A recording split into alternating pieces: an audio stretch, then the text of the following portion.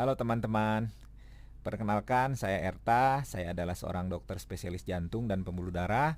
Semoga teman-teman semua berada dalam keadaan sehat walafiat. Pada video kali ini saya akan membahas topik berjudul istirahat kebanyakan saat terkena COVID bisa membunuhmu. Nah, hal ini perlu dibahas karena saya rasa seringkali terlupakan dalam mengobati COVID-19. Nah, untuk yang bertanya-tanya siapa saya, silahkan lihat biodata saya di samping. Pertama-tama saya perkenalkan virus corona, namanya SARS-CoV-2. Pada permukaan selnya tampak seperti ada duri. Ini adalah spike protein yang jika dilihat menyerupai mahkota. Karena itu disebut coronavirus. Virus corona ini sebenarnya ada banyak jenisnya, tapi kebanyakan tidak bisa menginfeksi manusia. Tahun lalu, spike proteinnya ini mengalami mutasi. Dia jadi bisa menempel pada sel manusia yang mengandung reseptor ACE2. Setelah menempel, dia akan masuk ke dalam sel, lalu menggunakan sel itu untuk memperbanyak diri dan dalam prosesnya merusak sel tersebut. Sel yang mengandung reseptor ACE2 ini ditemukan di mulut, hidung, dan mata. Karena itu, bisa jadi pintu masuk virus ke dalam tubuh kita. Jadi jangan pegang mulut Anda, mata, atau hidung sebelum cuci tangan. Reseptor ACE2 ini juga banyak ditemukan di paru, karena itulah organ ini yang paling banyak diserang ketika terjadi infeksi COVID-19. Namun perlu diingat bahwa reseptor ACE2 juga ditemukan di berbagai organ lain, seperti misalnya ada pembuluh darah, jantung, otak, saluran cerna, ginjal, prostat, testis, serta plasenta itu mengandung reseptor ACE2. Nah, jadi jika organ lain ikut diserang, rusak, maka bisa timbul gejala sakit yang berbeda tergantung organ mana yang terkenanya. Virus SARS-CoV-2 ini berbeda dengan virus flu biasa. Kalau flu biasa menyerang paru-paru doang, tapi untuk SARS-CoV-2 ini dia bisa menyerang organ lain. Dia bisa menyebar, menimbulkan kerusakan di organ lain yang mengandung reseptor ACE2. Ini yang harus diingat. Bisa dilihat ini ada dampak infeksi virus pada berbagai organ yang mengandung reseptor ACE2. Nah, yang mau saya soroti adalah virus SARS-CoV-2 ini bisa masuk ke dalam darah dan menempel pada sel endotel yang merupakan lapisan terluar pembuluh darah kita.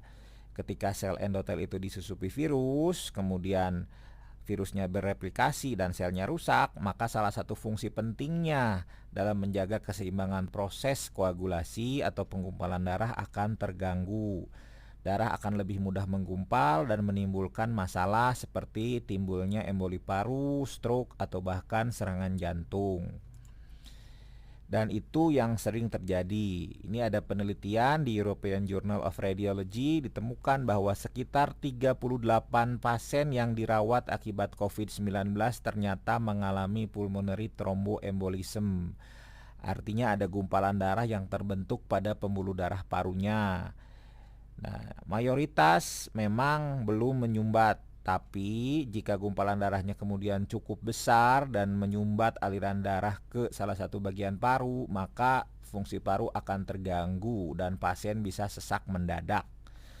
Hal yang menarik lainnya adalah ternyata emboli paru ini bisa ditemukan pada sekitar 6% pasien COVID-19 yang bergejala ringan. Ini angka yang cukup besar dan tanpa intervensi ada kemungkinan memburuk.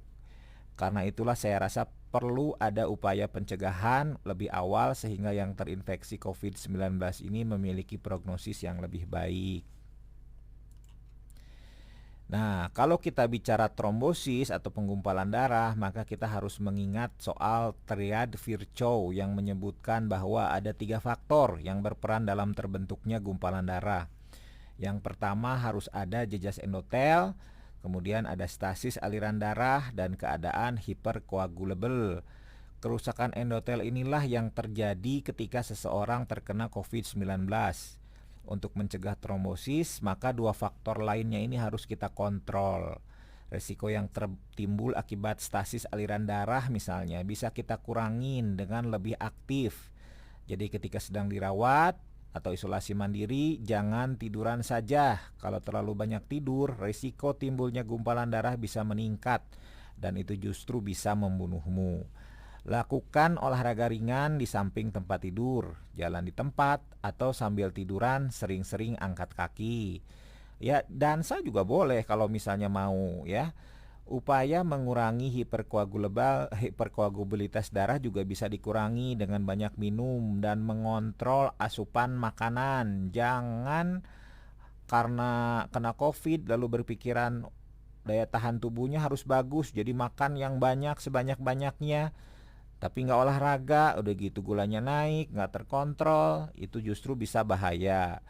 Nah, terakhir jangan juga merokok. Merokok diketahui itu bisa menyebabkan kerusakan endotel dan meningkatkan resiko terjadinya gumpalan darah. Kalau misalnya kena COVID lalu merokok, ya resiko tromboembolinya akan naik.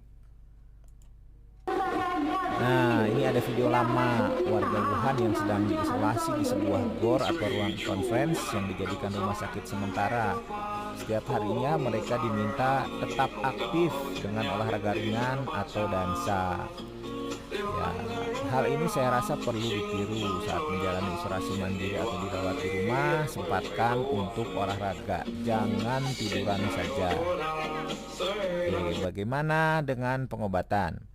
Saat ini, berdasarkan pedoman tata laksana COVID-19 yang terbit Agustus 2020, setiap pasien COVID-19 yang dirawat dan bergejala sedang harus mendapatkan terapi antikoagulan atau LMWH untuk mencegah timbulnya gumpalan darah.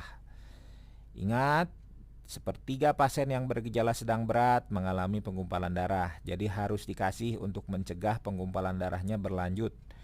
Nah, untuk pasien yang gejalanya ringan, resiko tromboemboli itu tetap ada.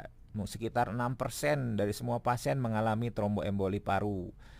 Tapi untuk pasien-pasien itu disarankan untuk menjalani pemeriksaan di dimer. Di dimer ini penanda terjadinya gumpalan darah. Kalau tinggi, kemungkinannya ada gumpalan darah di suatu tempat di tubuh kita. Masalahnya adalah pemeriksaan ini mahal dan tidak terjadi di setiap rumah sakit. Nah, begitu pula mereka yang menjalani isolasi mandiri dan gejala ringan tidak bisa diperiksa di dimer. Nah, selain aktivitas fisik yang harus dijaga, pengobatan oleh antiplatelet seperti aspirin juga ternyata bisa membantu. Pada jurnal Anestesia dan Analgesi yang terbit pada tanggal 21 Oktober 2020, ditemukan bahwa pada 420 pasien yang dirawat karena COVID-19 di Amerika, ternyata mereka yang diberikan aspirin memiliki prognosis yang lebih baik dibandingkan yang tidak diberikan aspirin. Pemberian aspirin secara bermakna menurunkan kebutuhan perawatan di ICU, ditemukan lebih sedikit membutuhkan ventilator, dan bisa meningkatkan angka kematian secara bermakna. Jadi aspirin bisa bantu dalam pengobatan COVID-19. Aspirin juga ini merupakan salah satu obat yang diberikan kepada Presiden Donald Trump ketika beliau terkena COVID-19. Padahal saat itu tidak ada gejala. Jadi saya rasa aspirin juga bisa dikonsumsi oleh mereka yang diketahui COVID-19 dan sedang isolasi mandiri karena obat ini murah, mudah didapatkan di apotek ya. Jadi tinggal mampir beli bisa dikonsumsi ya. Oke. Sebagai kesimpulan, resiko timbulnya gumpalan darah pada pasien COVID-19 ini terhitung tinggi. Ini bisa timbul karena virus SARS-CoV-2 turut menyerang endotel pembuluh darah yang mengandung reseptor ACE2. Risiko tromboemboli akan semakin tinggi jika pasien tirah baring lama. Karena itu, selama perawatan atau isolasi mandiri harus olahraga ringan, jangan tiduran terus. Nah, semua pasien COVID-19 yang gejalanya sedang berat harus mendapat antikoagulan, disarankan LMWH jika risiko pendarahannya rendah. Pemberian aspirin bisa membantu tidak hanya pada setting perawatan di rumah sakit, tapi bisa diberikan sedini mungkin saat terkonfirmasi COVID dan saat isolasi mandiri. Mudah-mudahan apa yang bisa saya sampaikan pada video kali ini bisa membantu. Semoga Anda yang sedang sakit karena COVID, isolasi mandiri atau dirawat di rumah sakit bisa cepat sembuh. Jika Anda merasa video saya ini bermanfaat, silahkan follow channel ini, like, dan share. Terima kasih atas perhatiannya. Assalamualaikum warahmatullahi wabarakatuh.